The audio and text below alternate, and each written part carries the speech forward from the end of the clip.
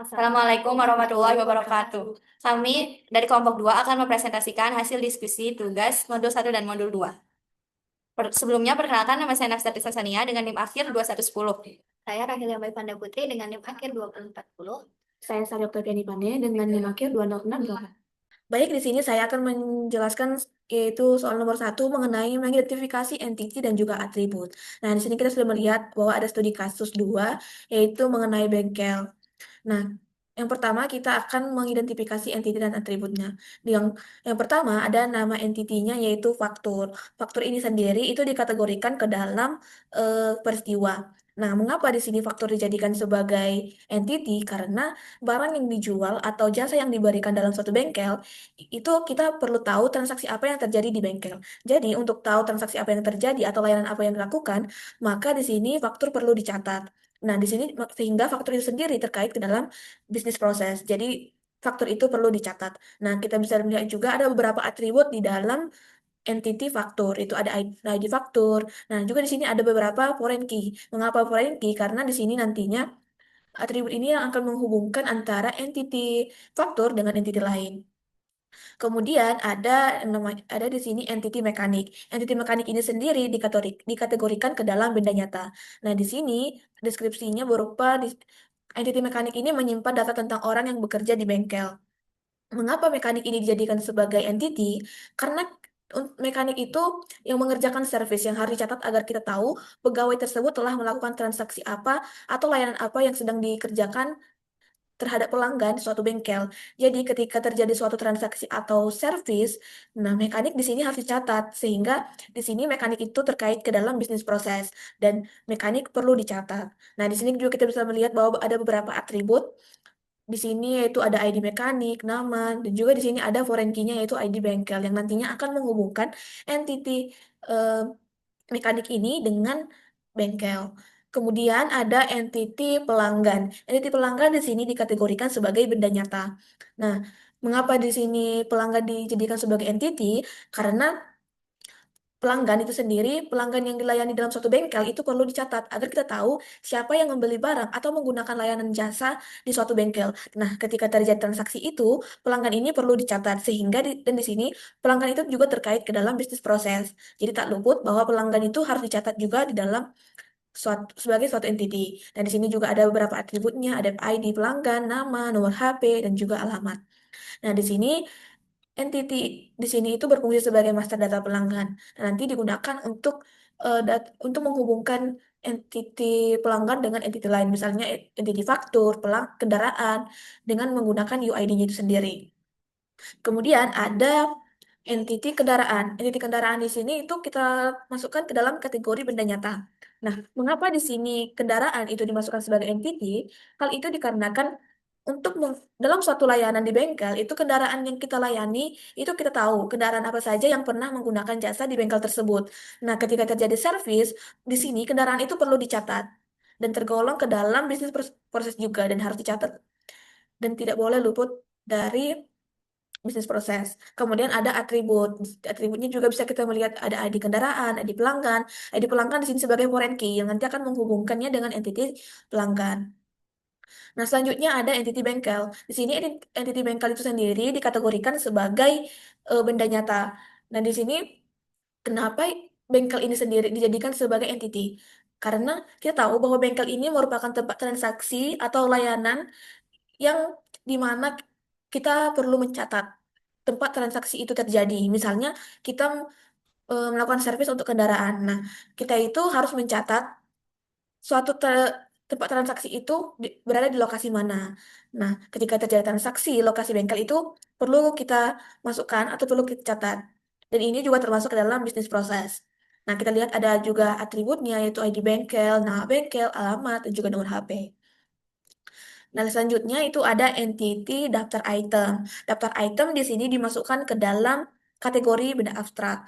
Nah, di sini entity ini menyimpan data tentang semua layanan, baik itu service maupun barang yang dijual di suatu bengkel.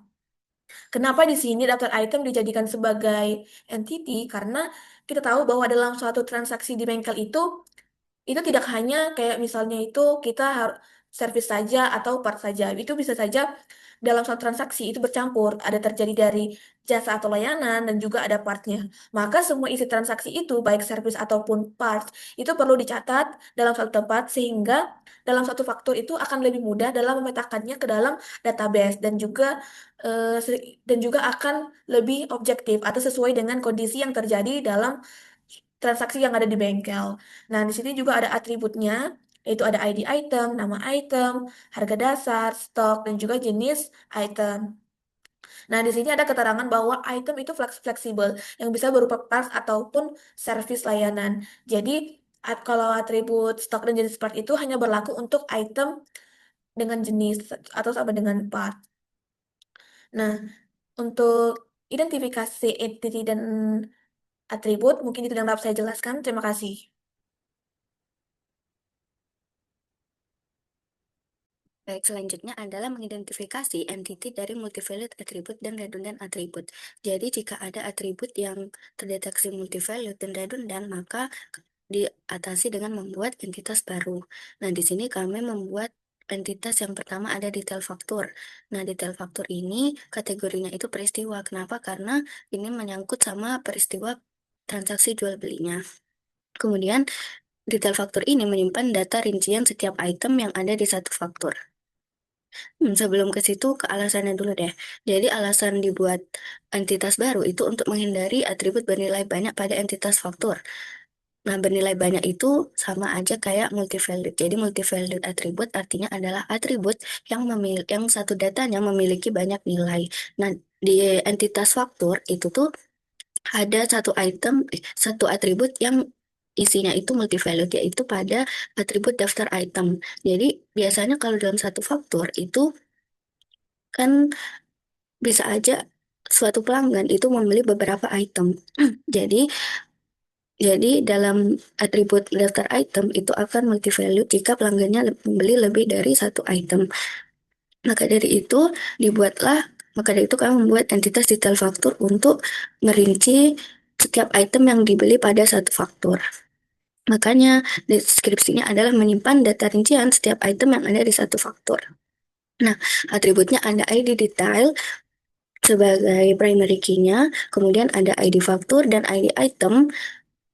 Fungsinya itu ini, yang ada di keterangan, karena entitas ini itu fungsinya sebagai jembatan antara faktur dengan item. Makanya harus dimasukkan ID faktur dan ID item sebagai foreign key. Kemudian ada kuantum atau jumlah yang dibeli oleh pelanggan. Kalau service itu bisa diisi 1. Kemudian ada harga satuan, yaitu harga saat transaksi terjadi. Kemudian ada diskon. Diskonnya ini per item. Kemudian yang kedua, kami membuat entitas baru, yaitu jenis item. Kategorinya itu adalah benda abstrak karena jenis kan tidak terlihat. Nah, alasan dimasukkan sebagai entity itu karena jika jenis item langsung ditulis sebagai atribut akan muncul redundant. Nah, redundant artinya apa? Redundant itu artinya ada banyak data yang berulang. Dan jika mau diubah itu harus dirubah satu-satu. Makanya lebih baik dibuat entitas baru. Jadi kalau mau merubah itu hanya di satu kolom. Yang lain otomatis yang di entitas daftar item akan otomatis berubah. Contohnya itu misal ada jenis item oli. Nah, suatu saat mau dirubah nih jadi oli cair gitu misalnya. Itu berarti agar tidak dirubah satu-satu di jenis item yang agar tidak dirubah satu-satu pada suatu atribut, maka dibuat entitas baru saja. Jadi isinya jenis item adalah menyimpan data tentang jenis item. Kemudian atributnya ya hanya ID jenis sebagai primary key dan nama jenis.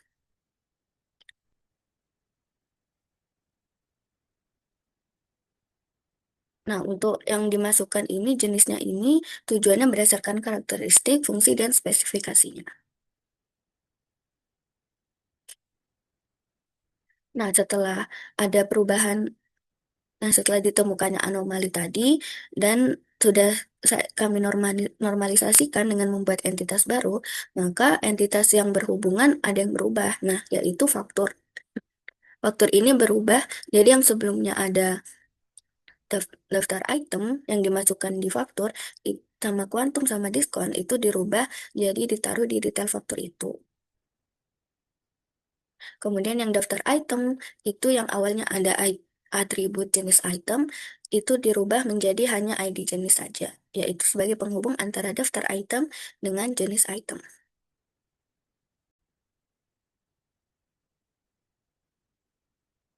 Nomor tiga, di nomor 3 ini kita diminta untuk mencatat atribut yang tidak bisa dimasukkan ke entity yang ada. Nah, kita ke nomor yang pertama. Yang pertama ini ada kondisi kendaraan. Kenapa dia tidak bisa disimpan di tabel kendaraan? Kenapa dia nggak bisa disimpan di entity tabel kendaraan atribut ini tuh? Karena kondisinya tuh bisa berubah-ubah kan. Kondisinya tuh bisa berubah-ubah. Setiap kali servis tuh dia bisa berubah-ubah. Jadi kalau disimpan di tabel, data lama tuh bakal ketimpa dan kita kehilangan riwayat kondisinya. Tuh, habis itu yang kedua, itu ada jumlah mekanik di bengkel ini. Ini tuh juga nggak cocok kan dijadiin atribut tetap, karena jumlah mekanik tuh bisa bertambah atau berkurang, guys. Eh, lebih baik jumlah mekanik ini tuh dihitung dari relasi mekanik dengan bengkel. Jadi datanya tuh selalu update. Habis itu yang terakhir ada total pendapatan bengkel nih. Ada total pendapatan bengkel. Ini bukan atribut tetap karena pendapatan adalah hasil perhitungan dari faktur.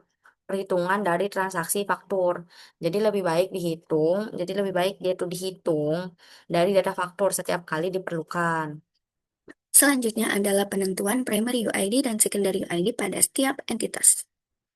Nah, sebelum menentukan mana yang primary dan secondary, itu kita harus nentuin dulu mana si atribut yang ini tuh termasuk unik. Nah, kalau termasuk tandanya dia unik, itu setiap datanya itu nggak ada yang sama. Tidak mungkin ada yang sama. Sampai kapanpun. Baik, langsung saja ini daftar UID-nya. Yang pertama pada entitas faktur, itu kami menemukan ada dua atribut yaitu ID faktur dan nomor faktur. Nah, dua ini kan pasti unik. Nomor faktur itu pasti unik. Kenapa? Karena faktur itu pasti nomornya berbeda setiap keluarnya, setiap pembuatannya. Kemudian ada ID kendaraan, pokoknya yang ID-ID ini pasti jelas unik. Karena dia itu dibuat oleh sistem. Biasanya berupa ID otomatis. Jadi pasti akan unik tiap data. Kemudian kalau nomor polisi pada entitas kendaraan itu unik karena ya setiap kendaraan itu pasti nomor polisinya berbeda. Kemudian ada nomor HP. Nomor HP ini juga unik karena setiap pelanggan, setiap mekanik atau setiap orang itu pasti punya nomor HP yang berbeda. Kemudian pada jenis item ini kenapa nama jenis masuk ke UID itu karena tidak mungkin ada jenis yang sama. Jadi dia juga termasuk unik. Tapi kenapa pada nama item tidak dibuat sama? Karena item ini bisa aja ada yang sama, namanya sama, tapi yang beda cuma spesifikasinya gitu. Jadi makanya nama item tidak dimasukkan UID. Kemudian sama nomor HP, nomor HP. Oke, selanjutnya setelah menemukan mana saja UID-nya adalah menentukan ini artificial atau natural. Artificial itu yang dibuat oleh sistem yang berupa ID otomatis, dan kalau natural itu berdasarkan data nyata yang memang unik. Nah, ya sudah ini tinggal dikategorikan saja yang ID-ID ini pasti masuk artificial. Nah, terus kalau yang selain ID-ID itu kebanyakan itu natural. Karena dia diambil dari data nyata kan. Kayak nomor polisi ya diambil dari emang kendaraan waktu dibawa ke bengkel pasti udah punya nomor polisi gitu. Jadi berdasarkan data nyata. Selanjutnya nentuin primary dan secondary-nya. Nah, primary itu adalah kunci utama dan biasanya dipakai untuk menghubungkan antar satu entitas dengan entitas lain. Jadi UID yang mau dijadikan primary itu harus unik dan stabil. Nah, sedangkan yang dari secondary itu ini tuh optional secondary. Nah, biasanya digunakan untuk mencari data yang mau ditemukan dengan cepat atau dengan menggunakan data yang diketahui juga oleh pengguna. Nah, jadi kebanyakan di sini yang jadi primary itu adalah data artificial karena data artificial itu punya kelebihan yaitu dia selalu unik dan akan stabil karena dibuat oleh sistem yang sama. Tetapi jika natural itu kenapa dijadikan secondary karena bukan primary itu karena natural itu berpotensi tidak stabil dan tidak konsisten. Jadi karena dibuatnya itu oleh pihak lain kan, jadi bisa aja berubah ke depannya seperti itu. Ya, ini jawaban kami. Nomor 5. Di nomor 5 itu ada kita diminta untuk mengidentifikasi relationship antar entity. Nah, aduh,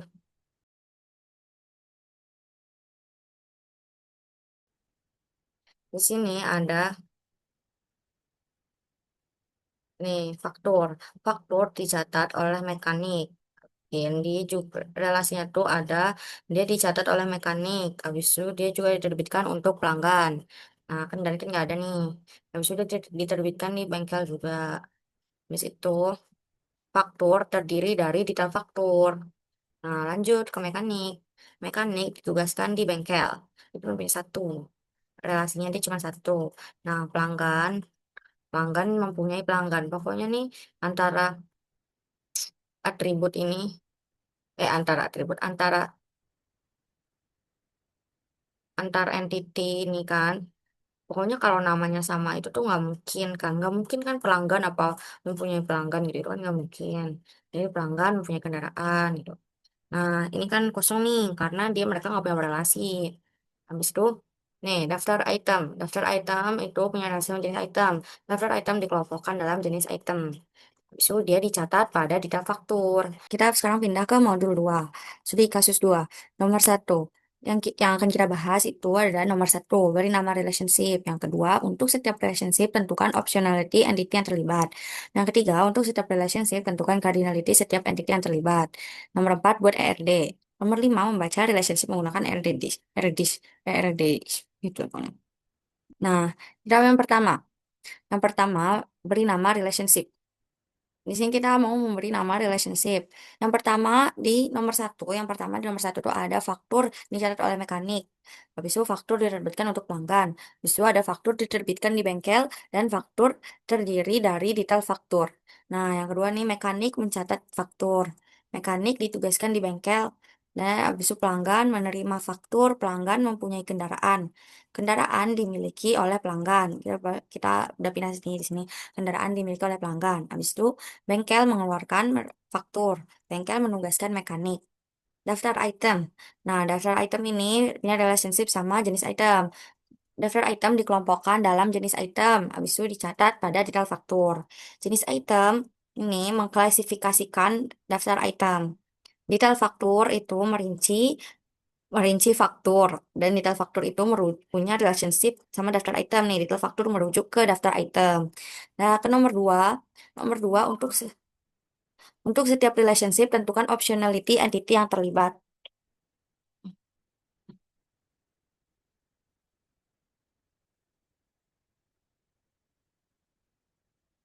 Nih, kita sekarang ke nomor 2. Untuk setiap relationship, tentukan optionality entity yang terlibat.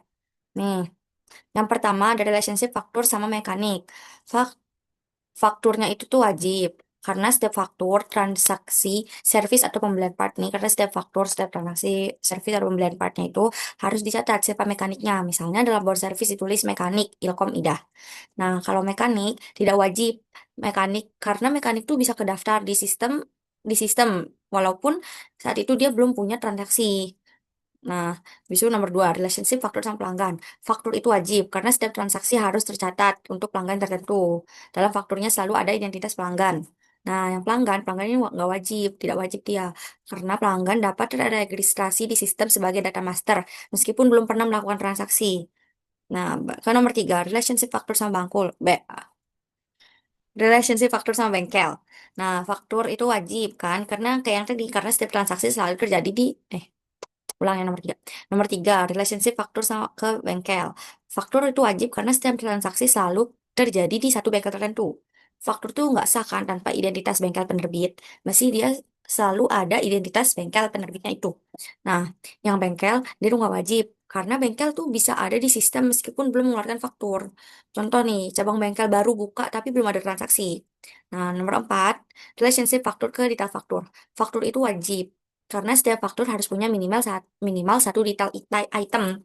Faktur tanpa detail artinya kosong. Nah, yang detail faktur itu juga wajib karena detail transaksi tidak bisa berdiri sendiri tanpa faktur induk. Jadi nggak bisa berdiri sendiri.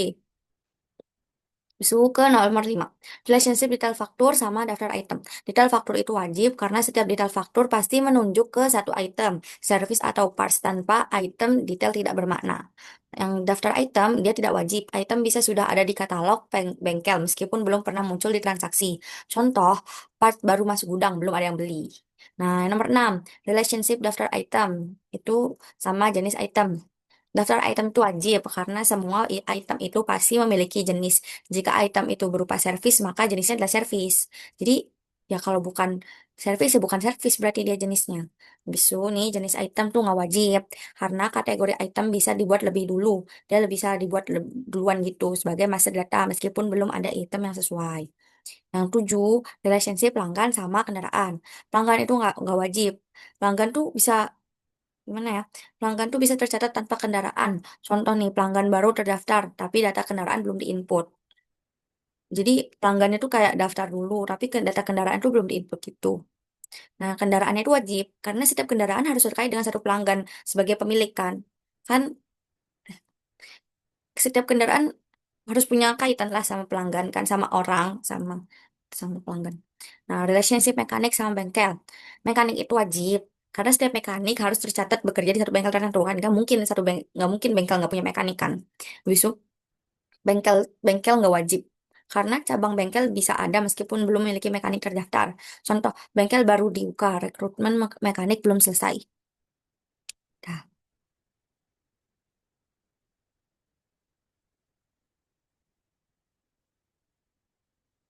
Baik, dan selanjutnya saya akan menjelaskan mengenai menentukan cardinality entity yang terlibat di setiap relationship.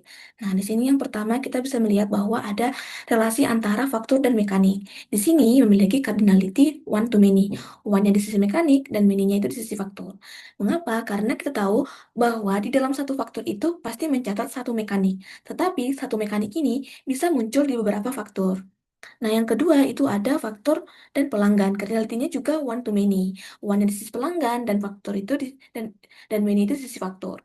Kenapa? Karena kita tahu bahwa pelanggan itu bisa memiliki transaksi yang lebih dari satu atau berhubung atau memiliki beberapa faktur. Tetapi satu faktur itu hanya diterbitkan atau dikeluarkan untuk satu pelanggan saja. Kemudian ada faktur dan bengkel. Di sini cardinality-nya yaitu one to many.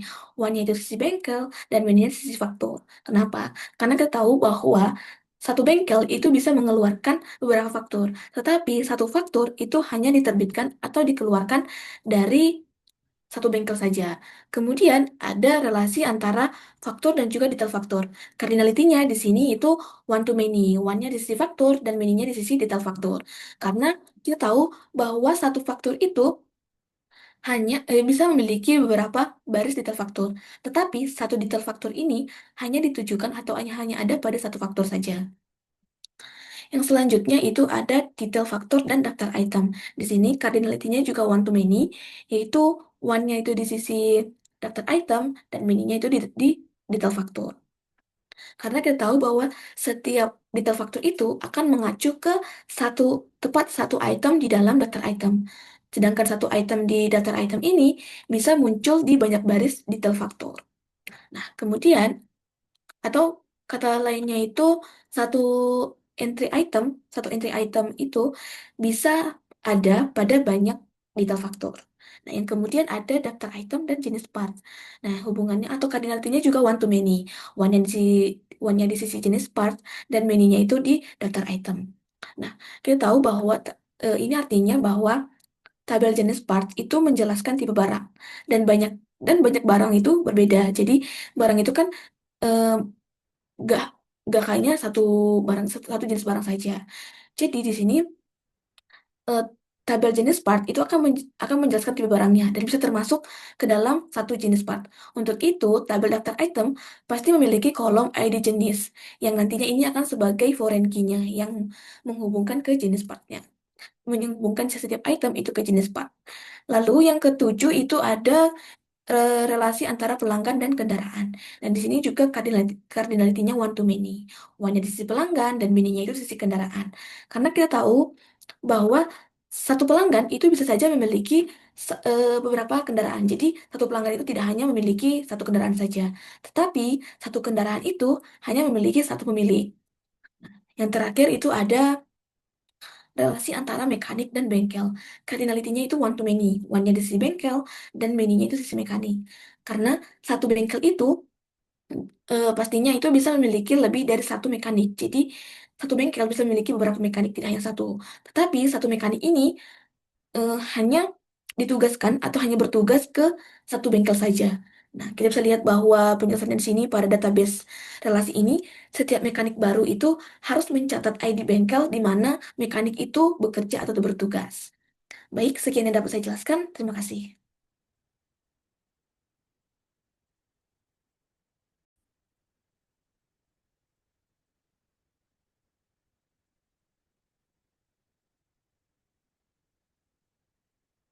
Baik, selanjutnya saya akan menjelaskan mengenai menentukan cardinality entity yang terlibat di setiap relationship. Nah, di sini yang pertama kita bisa melihat bahwa ada relasi antara faktor dan mekanik. Di sini memiliki cardinality one to many. One-nya di sisi mekanik dan many-nya itu di sisi faktor. Mengapa? Karena kita tahu bahwa di dalam satu faktor itu pasti mencatat satu mekanik. Tetapi satu mekanik ini bisa muncul di beberapa faktor. Nah, yang kedua itu ada faktor dan pelanggan. Cardinality-nya juga one to many. One di sisi pelanggan dan faktor itu dan many itu di sisi faktor. Kenapa? Karena kita tahu bahwa pelanggan itu bisa memiliki transaksi yang lebih dari satu atau berhubung atau memiliki beberapa faktur. Tetapi satu faktur itu hanya diterbitkan atau dikeluarkan untuk satu pelanggan saja. Kemudian ada faktur dan bengkel. Di sini cardinality-nya yaitu one to many. One-nya itu sisi bengkel, dan many-nya sisi faktor. Kenapa? Karena kita tahu bahwa satu bengkel itu bisa mengeluarkan beberapa faktur. Tetapi satu faktur itu hanya diterbitkan atau dikeluarkan dari satu bengkel saja.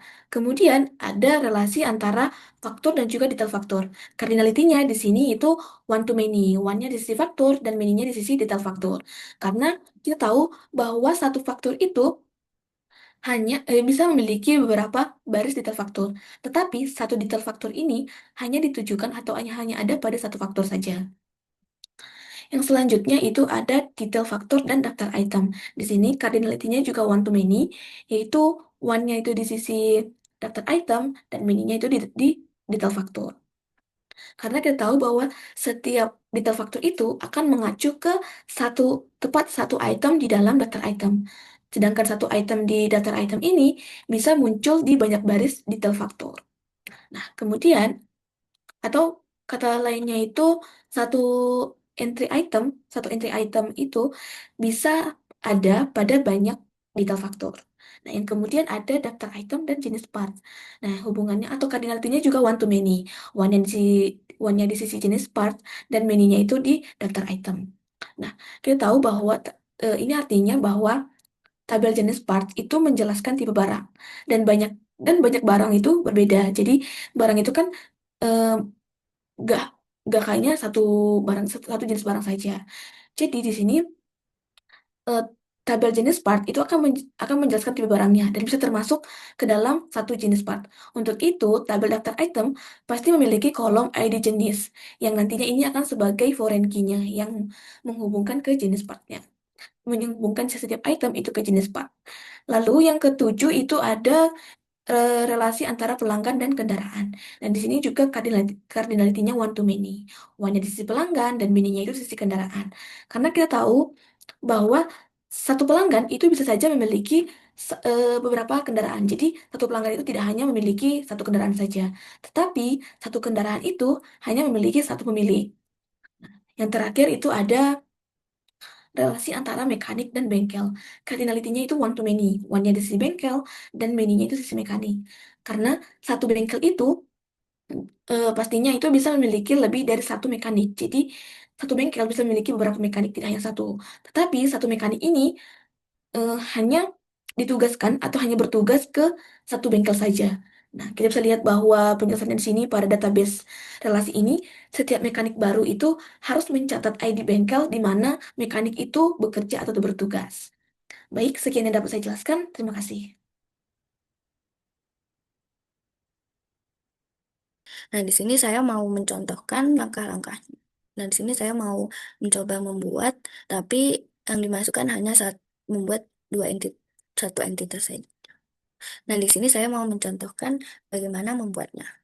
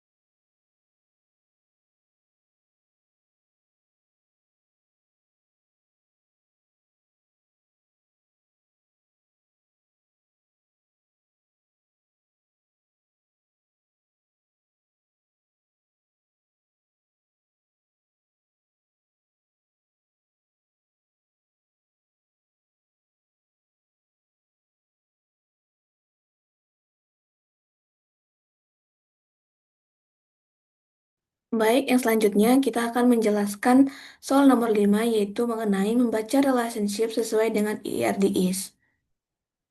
Nah, di sini kita bisa melihat eh, relasi antara mekanik dan bengkel. Di Di sini cara membacanya, setiap mekanik itu harus ditugaskan di satu dan hanya satu bengkel. Tetapi di sini setiap bengkel mungkin menugaskan satu atau lebih mekanik. Yang selanjutnya ada relasi antara mekanik dan faktur. Nah, di sini setiap mekanik mungkin mencatat satu atau lebih faktur. Tetapi setiap faktur itu harus dicatat oleh satu dan hanya satu mekanik. Yang selanjutnya yaitu relasi antara bengkel dan juga faktur. Setiap bengkel itu mungkin setiap bengkel mungkin mengeluarkan satu atau beberapa faktur dan setiap faktur harus diterbitkan di satu dan hanya satu bengkel. Selanjutnya, setiap faktur harus diterbitkan untuk satu dan hanya satu pelanggan. Sedangkan setiap pelanggan mungkin menerima satu atau beberapa faktur. Selanjutnya, setiap pelanggan mungkin mempunyai satu atau beberapa kendaraan, sedangkan setiap kendaraan harus dimiliki oleh satu dan hanya satu pelanggan. Selanjutnya ada relationship detail faktur ke faktur. Setiap detail faktur harus merinci satu dan hanya satu faktur. Setiap faktur harus terdiri dari satu atau beberapa detail faktur. Nah, lanjut ke relationship detail faktur dengan daftar item. Setiap detail faktur harus merujuk ke satu dan hanya satu daftar item. Dan daftar item mungkin dicatat pada satu atau beberapa detail faktur. Nah, relationship jenis item dengan daftar item. Setiap jenis item mungkin mengklasifikasikan satu atau lebih daftar item. Setiap daftar item harus dikelompokkan dalam satu dan hanya satu jenis item.